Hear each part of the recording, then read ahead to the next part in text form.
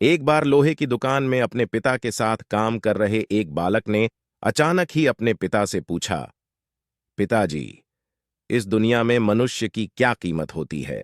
पिताजी एक छोटे से बच्चे से ऐसा गंभीर सवाल सुनकर हैरान रह गए। फिर वे बोले, बेटे, एक मनुष्य की कीमत आंकना बहुत मुश्किल है, वो तो अनमोल है। बालक, क्या सभी उतने ही कीमती और महत्वपूर्ण हैं? पिताजी, हाँ बेटे। बालक के कुछ पल्ले पड़ा नहीं। उसने फिर सवाल किया, तो फिर इस दुनिया में कोई गरीब तो कोई अमीर क्यों है? किसी की कम इज्जत तो किसी की ज्यादा क्यों होती है? सवाल सुनकर पिताजी कुछ देर तक शांत रहे और फिर बालक से स्टोर रूम में पड़ा एक लोहे का रॉड लाने को कहा। रॉड लाते ही पिताजी ने पूछा, इसकी क्या कीमत होगी? बालक, लगभग 300 रुपए। पिताजी, अगर मैं इसके बहुत से छोटे छोटे कील बना दूं, तो इसकी कीमत क्या हो जाएगी?